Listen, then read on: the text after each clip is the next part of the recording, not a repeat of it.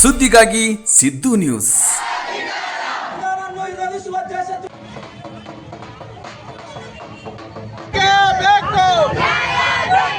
ಸುದ್ದಿಗಾಗಿ ಸಿದ್ದು ನ್ಯೂಸ್ಗೆ ಸ್ವಾಗತ ಸುಸ್ವಾಗತ.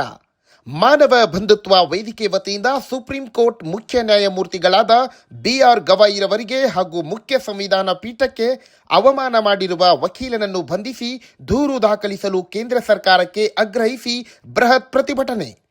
ಮೆರವಣಿಗೆ ಮೂಲಕ ಪಟ್ಟಣದ ಅಂಬೇಡ್ಕರ್ ವೃತ್ತದಿಂದ ವಾಲ್ಮೀಕಿ ವೃತ್ತ, ಬಸವೇಶ್ವರ ವೃತ್ತದಿಂದ ನೇರವಾಗಿ ಮಿನಿ ವಿಧಾನಸೌಧಕ್ಕೆ ಹೋಗಿ ತಹಸೀಲ್ದಾರ್ ಕೀರ್ತಿ ಚಾಲಕ್ ಅವರಿಗೆ ಮನವಿ ಸಲ್ಲಿಸಿದರು. ದೇಶದಲ್ಲಿ ಪ್ರಜಾಪ್ರಭುತ್ವ ಮಾಡುತ್ತಿರುವ ಮನೋವಾದಿಗಳಿಗೆ ಹೇಳಿದಿಕ್ಕಾರ. ಸಂವಿಧಾನ ವ್ಯವಸ್ಥೆಯನ್ನು ಹಾಳು ಮಾಡುತ್ತಿರುವ ಮನೋವಾದಿಗಳಿಗೆ ಹೇಳಿದಿಕ್ಕಾರ. ದೇಶದ್ರೋಹಿಗಳಿಗೆ ಗವಾಯಿ ಅವರ ಮೇಲೆ ಹಲ್ಲೆ ಮಾಡಿದ ದೇಶದ್ರೋಹಿಗಳಿಗೆ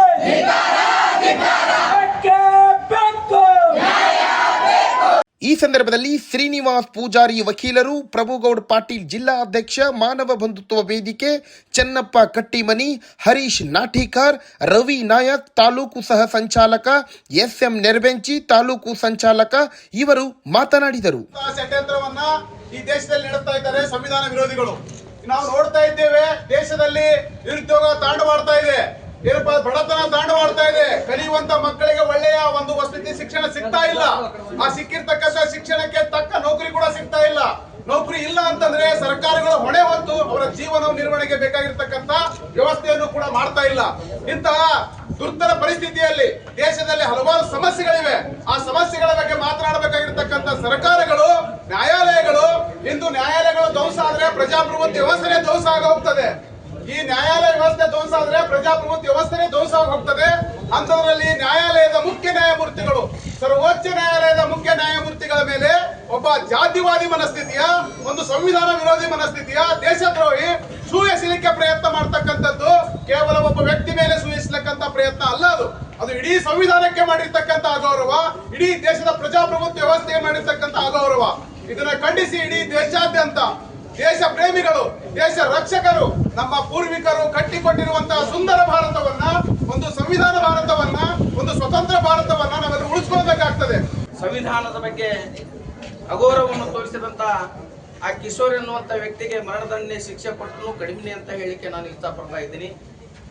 ಅದೇ ರೀತಿಯಾಗಿ ಇವತ್ತ ಕೇಂದ್ರ ಸರ್ಕಾರ ಏನ್ ಮಾಡ್ತಾ ಇದೆ, ಕೇಂದ್ರ ಸರ್ಕಾರ ಇಂಥವರನ್ನು ಶಿಕ್ಷೆಗೊಳಪಡಿಸಬೇಕು. ಮೊದಲು ಶಿಕ್ಷೆಗೊಳಪಡಿಸಿದ್ರೆ ಮಾತ್ರ ಇಂಥ ಘಟನೆಗಳು ಮರುಕಳಿಸುವುದಿಲ್ಲ ಅನ್ನುವಂಥ ಮಾತನ್ನು ಕೂಡ ಸರ್ಕಾರಕ್ಕೆ ನಾನು ಎಚ್ಚರಿಕೆಯಿಂದ ಹೇಳಬೇಕಾಗುತ್ತಾ.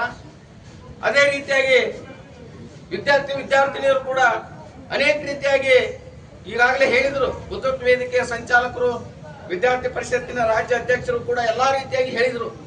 ವಿದ್ಯಾರ್ಥಿಗಳು ಎಚ್ಚೆತ್ತುಕೊಳ್ಬೇಕಾಗಿದೆ.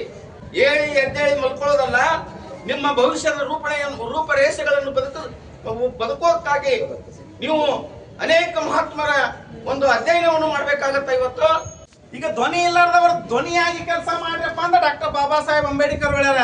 ಆ ಪುಣ್ಯಾತ್ಮ ಬರೆದಿದ್ದ ಸಂವಿಧಾನನ ನೀವಲ್ಲ, ಯಾವ ಭಗವಂತನಿಂದ ಈಗ ನೆಕ್ಸ್ಟ್ ಆಳ್ಸಕ್ ಆಗುದಿಲ್ಲ.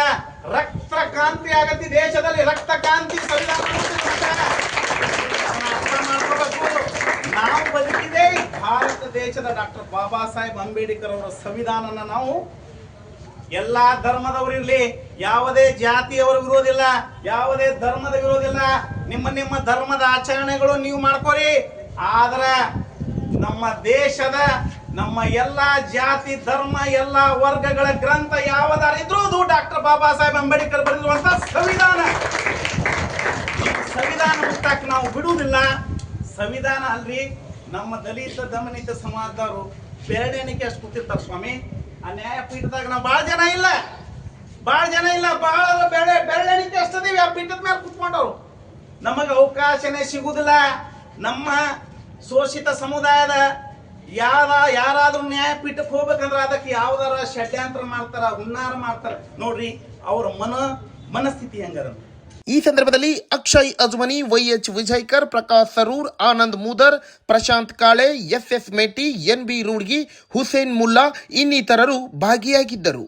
ಪ್ರಥಮ ಬಾರಿಗೆ ಸುದ್ದಿಗಾಗಿ ಸಿದ್ದು ನ್ಯೂಸ್ ಚಾನೆಲ್. ಜಾಹೀರಾತುಗಳಿಗಾಗಿ ಸಂಪರ್ಕಿಸಿ. ಹೆಚ್ಚಿನ ವಿಡಿಯೋಗಳಿಗಾಗಿ ನಮ್ಮ ಚಾನಲನ್ನು ಶೇರ್ ಮಾಡಿ, ಹಾಗೆ ಸಬ್ಸ್ಕ್ರೈಬ್ ಮಾಡಿ. ಯಾಕೆಂದರೆ ನಮ್ಮ ಸುದ್ದಿಗಳು ನಿಮಗೆ ಬೇಗನೆ ತಲುಪುತ್ತವೆ.